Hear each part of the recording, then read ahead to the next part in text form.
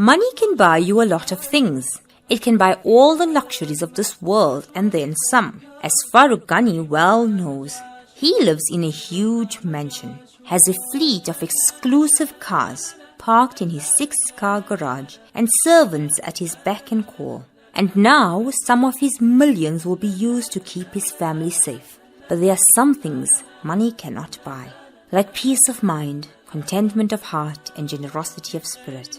And there are some things that money cannot build, like good character, lasting relationships and strong family bonds. Abu Huraira radiyallahu anhu reported, the Messenger of Allah sallallahu alaihi wasallam has said, "Verily Allah does not look at your appearance or wealth, but rather He looks at your heart and actions." Narrated by Sahih Muslim.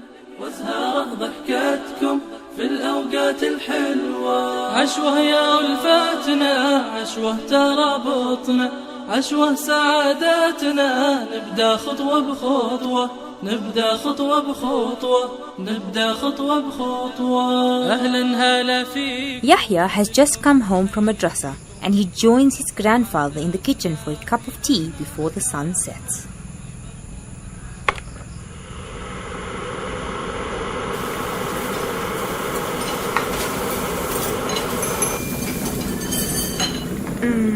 Nothing like a hot cup of tea to warm you up after a long day. Right, Nana? You sound like an old man, Yahya. Your habits are rubbing off on me, Nana. Nana, what did the Ghani boys do after they had lost their mother? In those days, if you lost both your parents, close relatives would normally step in and take you in. But Ashraf was an only child and both his parents had passed away. And like most of the people of Fietas, his extended family lived in other provinces. As for Julie, well,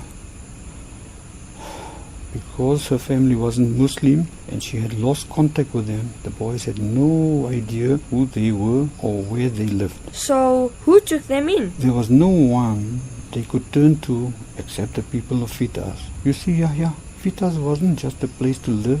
The people here were more than a community. They were family. So we rallied around and managed to keep the boys in their house with the entire community seeing to their needs. Yo, they were teenagers and they stayed all alone in their own house? They did, but it was different in those days, my boy. It was safe and the people cared back then. Nowadays everyone has become so self-centered. It's each man for himself. So aunties from most of the houses would take turns sending food for the boys every day. Farouk's business was expanding, so he learned some basic accounting skills from one of the shopkeepers around here, and I helped him to oversee the running of the house with the payment of the bills. And what about Hassan? Well, as I said, Hassan completed his matric, but although he was a clever lady, he just barely scraped through. I think it was a trauma of losing both his parents. But he shocked everyone when he said he wanted to enroll for an alim course at a Darul Ulum. Why, Nana? Lots of people go to Darul Ulum. Yes, it's common nowadays, but in those days, hardly anybody ever went. In fact, Hassan was the first person from Fietas to attend one. So, what happened to Farouk? He continued staying in the house for a little longer, but then he met a big businessman who wanted Farouk to run his shipping company in the Cape. Farouk had nothing to tie him down here, so off he went to Cape Town to seek his fortune. Wow! It sounds like Farouk was having a lit life. But, Nana, what happened to the house? Well, they kept it locked up and the boys would come and spend a few days there whenever they had some time off.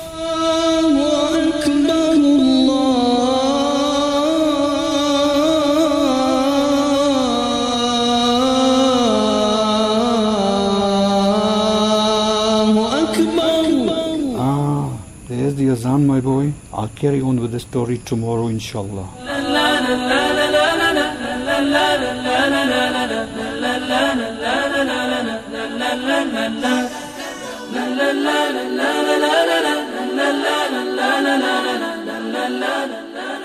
The Ghani family is sitting down to breakfast on Thursday morning. Farouk explains to his children about the threatening phone call he received earlier in the week. He tells them that he has hired a couple of bodyguards from a security company to see to the well-being of the family so that nothing happens to them. The kids are shocked and voice their displeasure.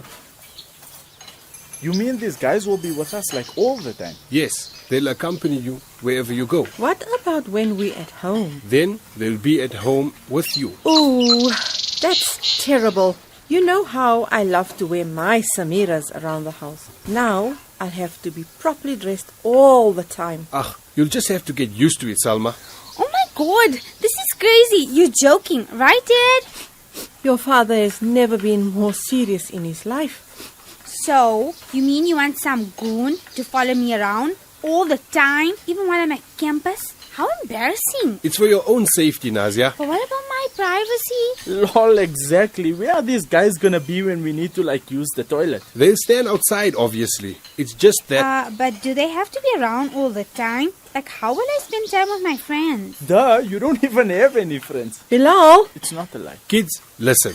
This is just a temporary measure. You all just have to bear with me until I figure out who that call was from and if it was a serious threat or not. How are you planning to do that if you don't want to call in the cops? I've already hired a private investigator and he's working on it. So if you really think it's someone after us, do you think, he wants something? What do you think he wants? Duh, obviously Dad's money. So we're not the ones who need protection, Dad. You're the one they're targeting, so you'll need your own bodyguard. Actually, this guy said he's watching all of us. So we all need protection. But I have Mike. He used to be a bodyguard before he came to work for me, remember? He'll just have to stay with me all the time now. But then what about Zaydaan? Did you tell him all about this? I think Zay is quite safe at Redcliffe. He is. Although, I did call and tell him. What did he say? Let me guess. He's so pious, he probably said you don't need a bodyguard. You just need to pray and read Ayatul Kursi, right? That's exactly what he said. I know we need to put our trust in Allah, but we're just tying our camel like this. So you lot can object as much as you want. I've already hired 2 bodyguards. Oh, no, that's like the movies. Aha, that must be them. The heated discussion is interrupted by the ringing of the doorbell. Farouk abandons his coffee and opens the front door for the security company he has employed. He greets the 2 brawny black men and ushers them into the kitchen to introduce them to his family.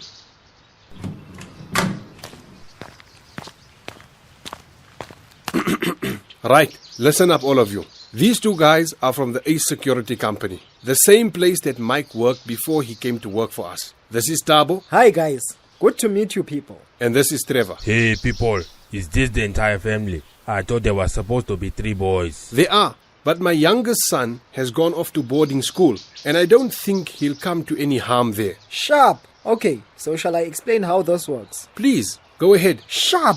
Trevor and I will be staying in the house with you guys.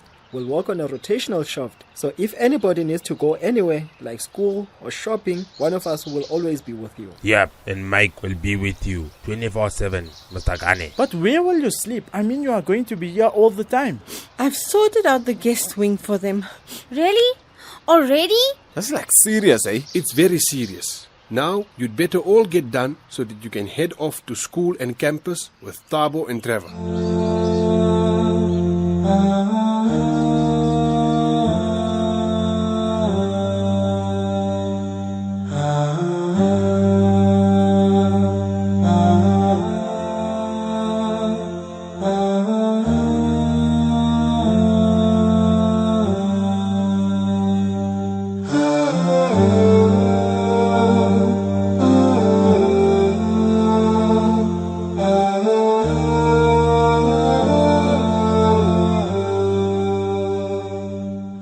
At Radcliffe College, deep in the hills of KwaZulu-Natal, Zaydaan and Sheldon are sitting on the edge of the sports field at school. A couple of boys passing by call Zaydaan and pull him aside. Hey, are you Zaydaan Kani? Yes. You new here, right? Yeah, I just started this term. What do you guys want with him? Mr. Mark sent us to call him. Come on, let's take a walk to the office. Oh, but I didn't do anything wrong. Chill, man. He just wants to meet you. He does it with all the new students. Yeah, oh, alright then. Come back here when you're done, Zay. I'll be waiting for you. Will do. So, Zaydaan, you do know that was just a ruse, right? No. What do you mean? It means that there really isn't any meeting with Mark. Exactly, my man. It was just a ploy to get you away from that freak. Shay isn't a freak. So where are you guys taking me? Chill, man. We're just going for a walk. We only came to warn you that Sheldon guy is bad news. Bad news? Exactly, my man. He's a cure. A cure? Lol. You sound like my parrot, repeating everything that you say. Seriously, my man. We should stay away from him. He's gay. How do I know that's true? What if you guys are making that up? Haha, don't be insane. Why will we make up stuff like that? I don't know. It's just, well, he does seem a bit feminine. But I don't think he's, gay. Hahaha. What you know about LGBTQ, Zaydaan? You seem like you come from a pretty sheltered background. Not much, but... Think whatever you like, my man. But don't say we didn't warn you. Why do you think they call him Shay the gay? I think you guys are making this up. Whatever, my man. But one day you'll find out. And then you'll come looking for us to tell us that we were right. But by then, it might be too late. عشوة شوف العشوة عشوة فيها لمة عشوة تسعد قلبك في برنامج عشوة في برنامج عشوة لا لا لا لا لا لا لا لا لا لا لا لا. Hello, Assalamu alaikum. Walaikum salam, Maryam. It's Farana. How are you? Alhamdulillah. Oh, Farana, how are you doing? It was so good to see you the other day. See? You're always coughing nowadays. Are you sick? No, it's just since I had COVID last year. I can't seem to shake this cough. Shame. You should get it checked up. Gee, I should, but you know how it is. As a mother, you never put yourself first. Actually, I wouldn't know. Oh my word, Maryam, I'm so sorry. I didn't mean that. I mean, I just said it without thinking. Don't stress, Farhana. I understand. I know you didn't do that on purpose. But still, I should be a bit more sensitive. Anyway, I called to find out how you and Mulana are doing after his incident. Alhamdulillah, we're fine. Mulana is healing nicely. His face is almost back to normal. His shoulder was fractured, so the doctor at the hospital put his arm in a sling so that it can heal nicely. You were very brave to take him to a public hospital. I've heard that the government hospitals are in an appalling state. It wasn't so bad. We only had to wait about 5 hours, but then they saw to us after that.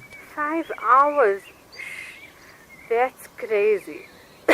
And did Mulana manage to get a lift sorted up and down from Maktab every day? No, he's been taking a taxi. A taxi? That's so unsafe. Well, what can we do? We can't afford another car. And Mulana has to go in and teach every day so that we can keep our heads above water. Why doesn't Mulana ask Farouk to help him out? Oh, Hassan, he will never ask his brother for help. You know, since he got rich, Farouk is not the same person he used to be. You saw how he went on the other day when you offered to loan us your car.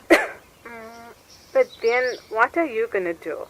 Mulana needs a car. I don't know.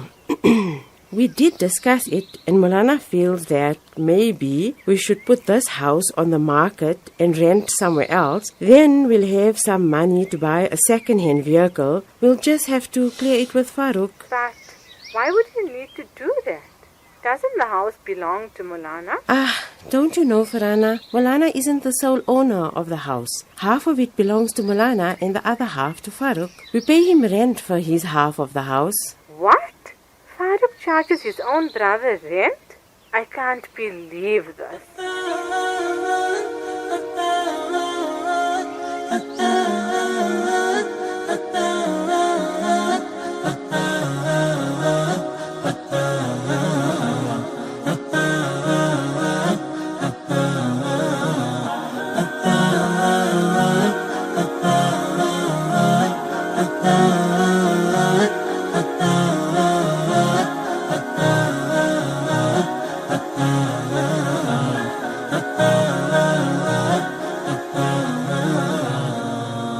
We are excited to announce that the Radio Islam app is available on Android as well as the iOS platform. Download it today. Access seamless streaming, salah times, recipes and all other features available for free from Radio Islam International.